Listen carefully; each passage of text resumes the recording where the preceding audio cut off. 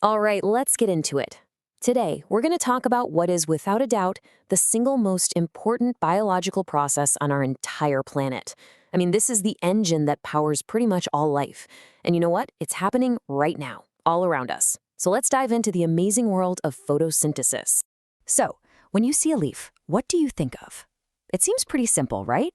Well, it's actually this incredibly complex, solar-powered factory. And what's going on inside that tiny leaf?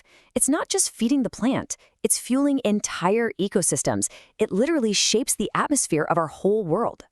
And this really gets to the heart of it, this idea that ultimately all living forms on Earth depend on sunlight for energy. I mean, think about that for a second. From the tiniest bug to a massive blue whale, the energy that keeps them going, it all starts as a little particle of light, a photon, captured by a plant. It's just incredible. So, what is photosynthesis, really? Well, at its core, it's what scientists call a physicochemical process. Basically, plants take in really simple stuff, light from the sun, water from the ground, and carbon dioxide from the air, and they run it through this amazing series of reactions. And what comes out on the other side? Two absolutely critical things: organic compounds, which is the plant's food, and of course, the oxygen that we all need to breathe. Now, you might think we've always known how this works, but that's not the case at all.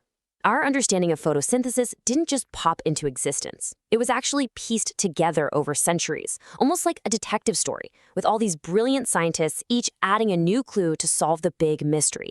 How do plants make life out of just light and air? Okay, let's do a quick trip through time to see how this all came together.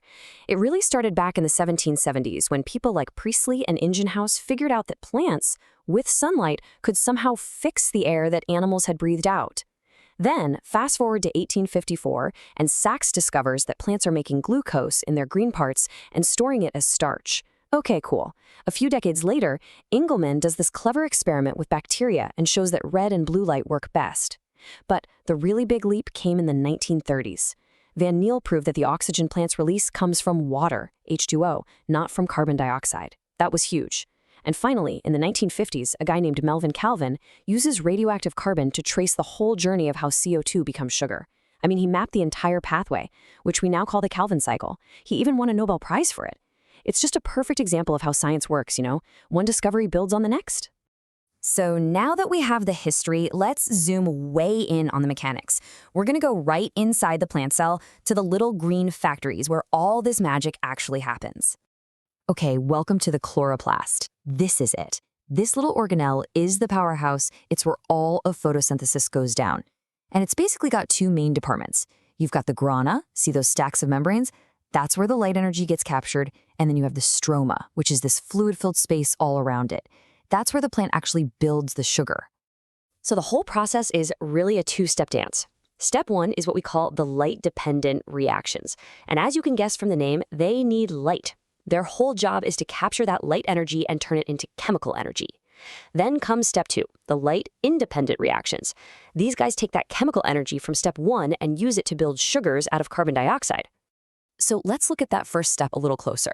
This diagram, it looks complex, but it's called the Z-scheme, and it shows what's happening. So light hits a group of molecules called photosystem 2, and boom, it gets an electron all excited.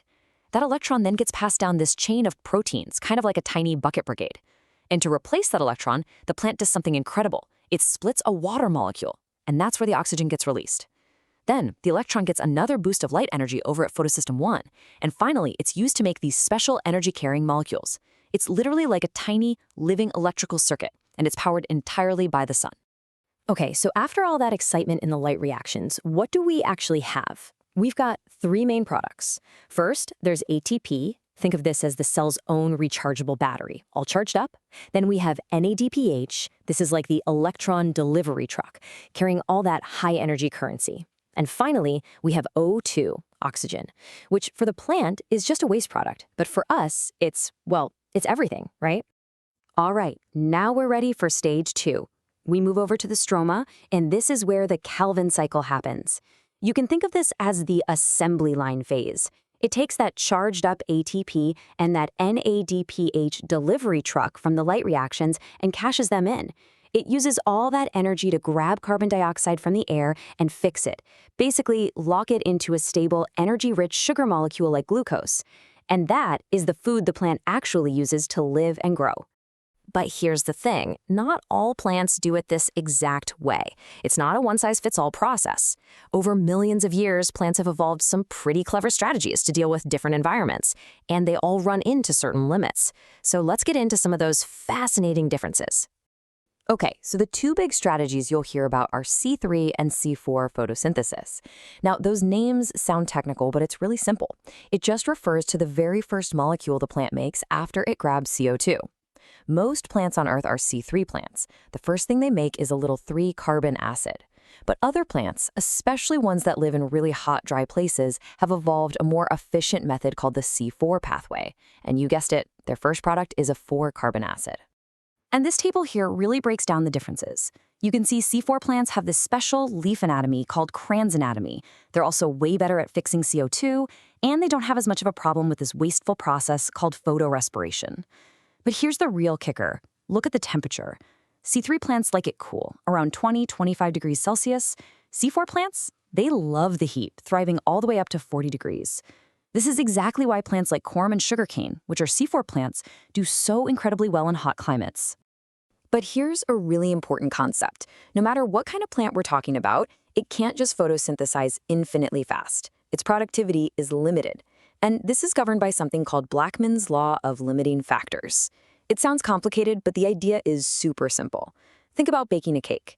If a recipe needs flour, sugar, and eggs, but you only have one egg, it doesn't matter how much flour and sugar you have, right? You can only make a one-egg-sized cake. The egg is your limiting factor. It's the exact same for plants with light, water, and CO2. And this graph shows that law in action perfectly. Look, as you give a plant more and more light, that's the bottom axis, the rate of photosynthesis goes up. Awesome. But then it hits a ceiling. It just flattens out. So why does that happen? It's not because the plant can't handle more light. It's because light isn't the problem anymore. Light is no longer the limiting factor. At that point, the plant is being held back by something else, probably the amount of CO2 it can get. And that really brings us to the biggest bottleneck for pretty much all plants on Earth. You might be surprised to hear this, but the amount of carbon dioxide in our atmosphere is actually really, really low. We're talking about just 0.03 to 0.04%. So for most plants, most of the time, the number one thing holding them back from growing faster is that they just can't get enough CO2 from the air. So when you step back and think about it, it's just mind-blowing. Plants perfected solar power millions and millions of years ago. It's this elegant, incredibly efficient system for turning sunlight into life. It literally powers our world, it grows our food, and it creates the very air we're breathing right now. So I'll leave you with this question. As we humans grapple with huge challenges around energy and sustainability, what can we still learn from the humble leaf?